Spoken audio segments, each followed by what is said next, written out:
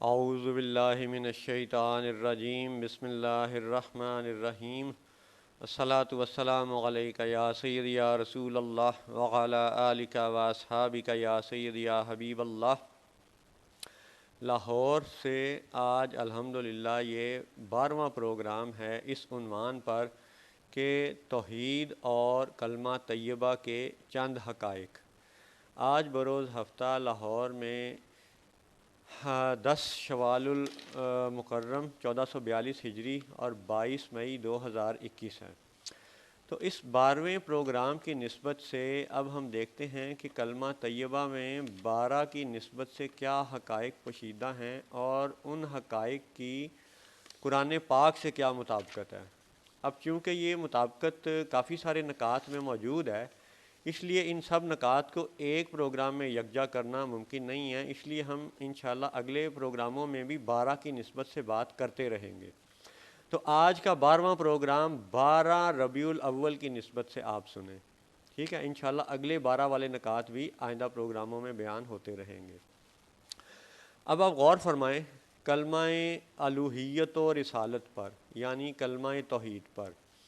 تو جو پہلا حصہ ہے جو کلمہ الوہیت کہلاتا ہے، تو اس میں لا الہ الا اللہ محمد الرسول اللہ، یعنی دوسرا حصہ آ گیا کلمہ رسالت محمد الرسول اللہ۔ تو اب دونوں حصوں پہ آپ غور فرمائیں تو آپ کو 12 حروف کلمہ الوہیت میں نظر آئیں گے اور 12 ہی حروف آپ کو کلمہ رسالت میں نظر آئیں گے۔ یعنی پہلا آپ لفظ پڑھیں لام الف لا، تو لام اور الف مل کے 2 حروف ہو گئے۔ پھر الہ الف لام ہے، الہ 3 حرف ہو گئے، تو ملا کے 5 ہو گئے، یعنی لا کے 2 الہ کے 3۔ اس کے بعد اللہ الف لام الف 3 یہ ملا دیے تو 8 تک پہنچ گئے۔ پھر اللہ الف لام لام ہے، تو کل حروف ہوئے 12، یعنی کلمہ الوہیت میں 12 حروف ہیں۔ اسی طرح آپ کلمہ رسالت پہ غور فرمائیں محمد رسول اللہ، تو لفظ محمد میں صلی اللہ علیہ وآلہ وسلم، لفظ محمد میں 4 حرف ہیں، میم ہے میم دال۔ اس کے بعد رسول میں دیکھیں رے سین واو لام، تو 4 اور 4 ملا کے ہو گئے 8۔ پھر آگے لفظ ہے جی اللہ، تو الف لام لام ہے اللہ۔ تو خلاصہ یہ ہوا کہ کلمہ الوہیت میں بھی اللہ نے 12 حروف کو پسند فرمایا اور کلمہ رسالت میں بھی اللہ تعالیٰ نے 12 حروف کو پسند فرمایا۔ تو اس سے ایک لطیف نکتہ تو یہ بھی ہے کہ اللہ تعالیٰ اپنی شان الوہیت و شان وحدانیت کو در حقیقت شان محمدی میں ظاہر فرمانا چاہتا ہے، اور کلمہ طیبہ ہی اس کا ثبوت ہے۔ اس پہ مزید انشاءاللہ بات کریں گے۔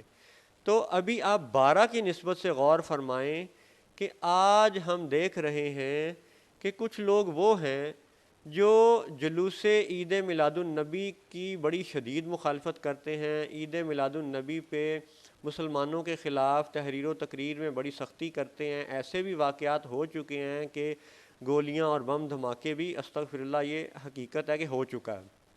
تو وہی طبقہ جو عید میلاد النبی نہیں مناتا، وہ 9 ربیع الاول کی نسبت ظاہر کرتا ہے۔ یعنی وہ یہ کہتے ہیں لوگ کہ جی حضور صلی اللہ علیہ وآلہ وسلم 9 ربیع الاول کو پیدا ہوئے تھے۔ اب یہ ان کا بڑا معنی خیز جملہ ہے کہ وہ حضور کی پیدائش کو 9 سے کیوں جوڑنا چاہتے ہیں، حالانکہ ہمیں نظر آ رہا ہے کہ 9/11 کے حوالے سے 9 کا جو نمبر ہے یہ تو یاجوج ماجوج اور ان کے چیلے چانٹوں کا پسندیدہ نمبر ہے، ٹھیک ہے؟ تو اگر یہ گروہ 9 ربیع الاول کو حضور کی پیدائش کا ذکر کرتے ہیں تو حقیقت یہ ہے کہ مناتے یہ پھر بھی نہیں ہیں، اور اگر مناتے بھی ہیں تو سیرت رسول میں جلسہ کر کے وہ معاذ اللہ آیات ڈھونڈتے ہیں جو بتوں، کافروں، منافقوں وغیرہ کے لیے نازل ہوئی ہیں، اور تطبیق ان کی صالحین اور انبیاء پہ کرتے ہیں۔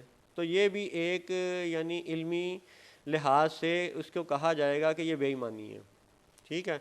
یہ قرآن پاک سے زیادتی ہے، یہ صالحین کا استہزاء کرنے والی بات ہے کہ جو آیتیں بتوں، کافروں، منافقوں کے لیے نازل ہوں ان کو صالحین پر اگر آپ ان کی تطبیق کریں گے تو یہ زیادتی ہے، یہ ظلم ہے، یہ ظلم رکنا چاہیے۔ تو اس ظلم کو روکنے کے لیے ہی یہ ایک حقیر کی ادنا سی کوشش ہے، اور یقیناً دل بدلنا اللہ تعالیٰ کا کام ہے۔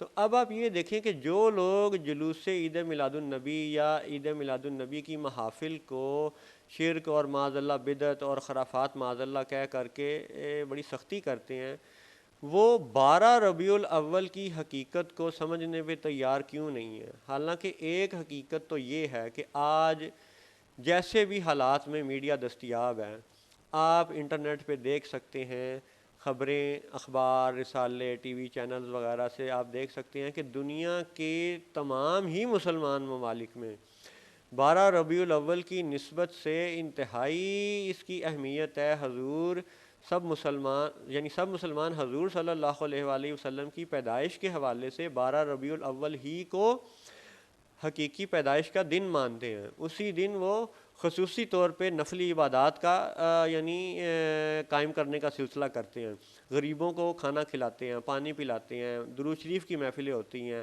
تلاوت و قرآن کی محفلیں ہوتی ہیں، نعت شریف کی محفلیں ہوتی ہیں، ذکر اذکار کی محفلیں ہوتی ہیں، حضور کی تعریف اور صالحین کی تعریفوں کی محفلیں ہوتی ہیں، ٹھیک ہے۔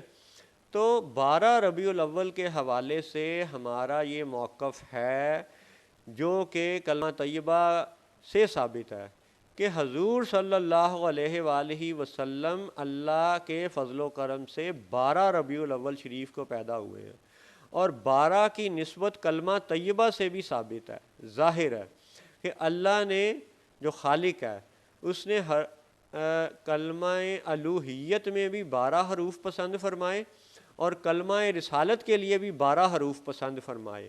تو یہ ایک بالواسطہ اشارہ ہے، ایک یہ بالواسطہ دلیل ہے کہ حضور صلی اللہ علیہ وسلم 12 ربیع الاول شریف ہی کو پیدا ہوئے ہیں، اور کلمہ طیبہ ہی اس کا بالواسطہ ثبوت ہے۔